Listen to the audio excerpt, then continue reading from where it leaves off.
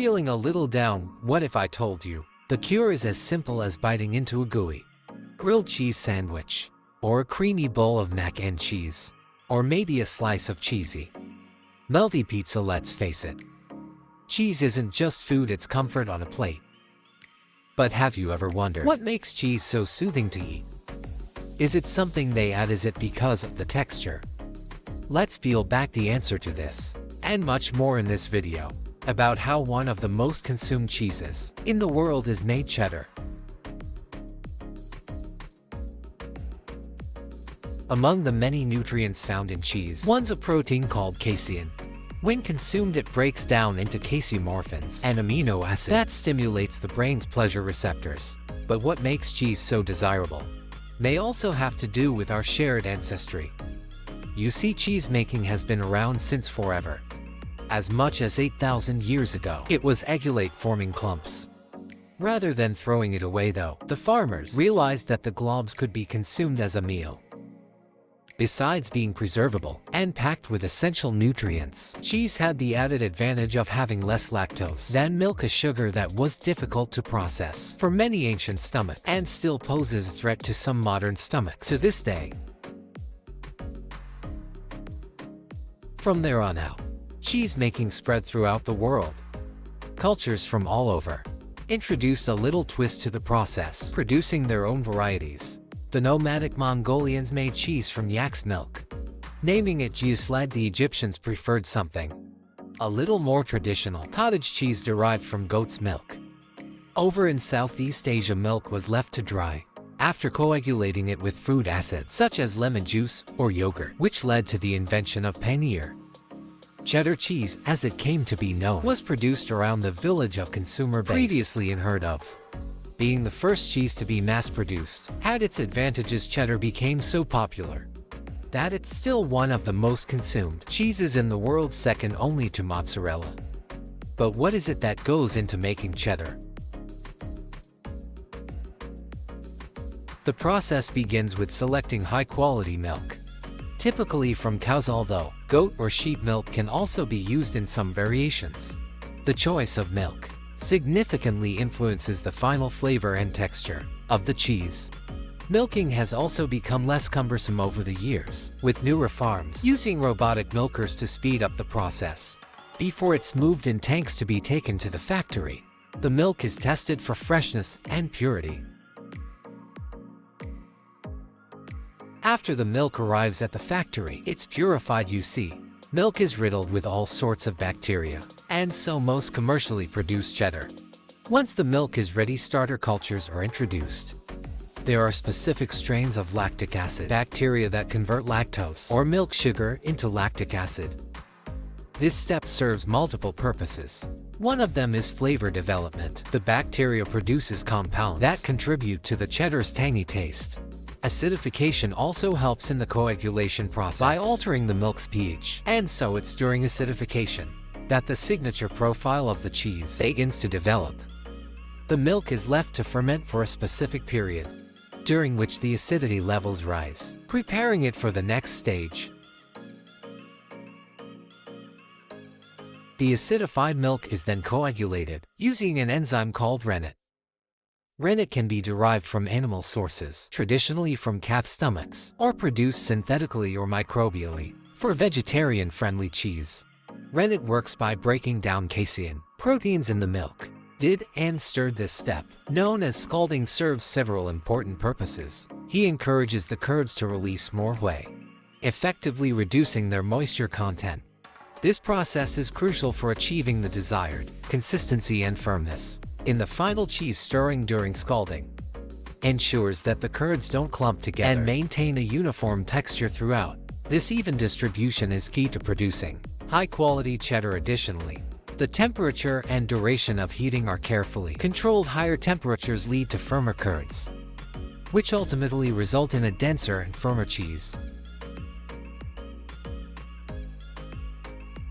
Now the part where cheddar cheese distinguishes itself from other types of cheese. The curds are drained of whey and stacked into blocks, a process called cheddaring.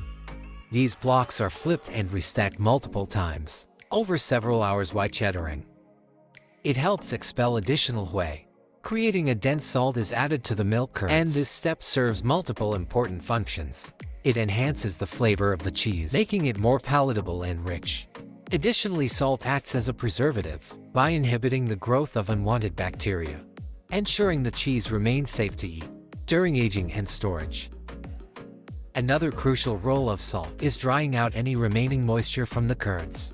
This helps to achieve the desired texture and consistency in the final product. The amount of salt used and how it's distributed throughout the curd significantly influences the cheese's overall taste and texture, making this step a crucial one in the cheese-making process. The salted curds are packed into molds, which give cheddar its distinctive block shape. Once packed, the molds are placed under a press, where they are subjected to significant pressure for several hours to days. This pressing process is a critical step in cheese making, also known as affinage. This step is where cheddar develops its complex flavors and textures. Cheddar is aged in temperature and humidity controlled environments called cheese caves or dedicated aging rooms. Ideal aging temperatures range from 50 degrees Fahrenheit to 55 degrees Fahrenheit, or 10 degrees Celsius to 13 degrees Celsius, with humidity levels around 80 to 85%. Aging can last from a few months to several years. Younger cheddar is mild and creamy, while aged cheddar is sharp, crumbly, and intensely flavorful. During aging, natural microbial activity and enzymatic reactions break down proteins and fats, creating the distinct taste and aroma of cheddar. Some cheeses are cloth-bound or coated in wax to protect them. During this period, cheddar are periodically turned or flipped to ensure even aging in traditional methods. Cheese often, once aged to the desired profile, cheddar is cut into blocks, slices, or wedges and packaged for sale. Modern packaging often uses vacuum seal or gas flush techniques to preserve freshness. From here, cheddar makes its way to markets, kitchens, and plates worldwide, ready to be enjoyed in everything from grilled cheese sandwiches to gourmet charcuterie boards. While the basic process of making cheddar remains, consistent variations in milk type, aging time, and regional practices give rise to different styles of cheddar. Mild cheddar, aged for 2 to 3 months, is known for its creamy and smooth texture, making it a popular choice for everyday use. Medium cheddar, aged for 4 to 9 months, develops a slightly tangier flavor that appeals to those seeking a bit more complexity. Sharp cheddar, which is aged for 1 to 2 years, offers a bold and tangy taste, with each region adapting the cheese to suit local tastes, traditions, and culinary practices. In its birthplace, England, cheddar remains a symbol of national pride. Traditional farmhouse cheddar, often cloth-bound and aged for over a year, is celebrated for its earthy, nutty flavors. Protected designation of origin (PDO) status ensures that authentic West Country farmhouse cheddar is made only in specific counties, like Somerset, using traditional methods.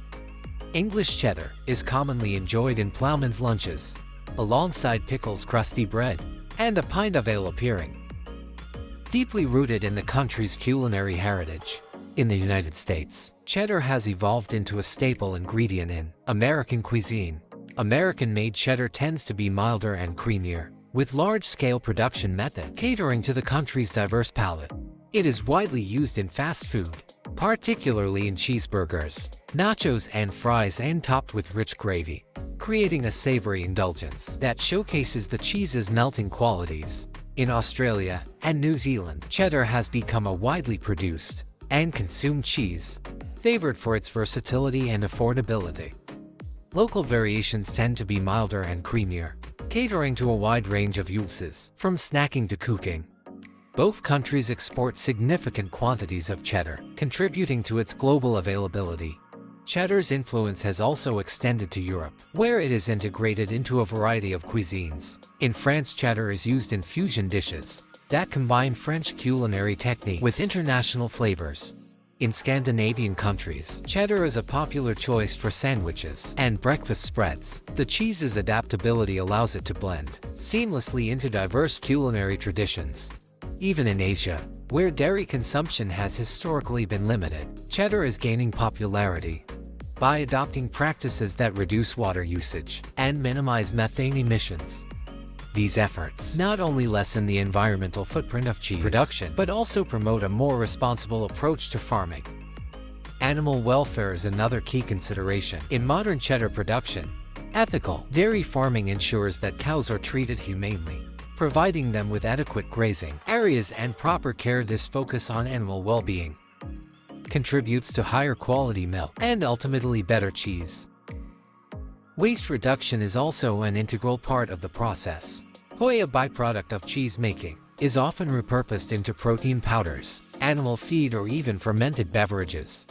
By finding innovative uses for whey, producers can minimize waste and enhance the overall efficiency of cheese production. Well, there you have it. If you like this video, there's plenty more where that came from. Check out our channel for more videos on how things are made.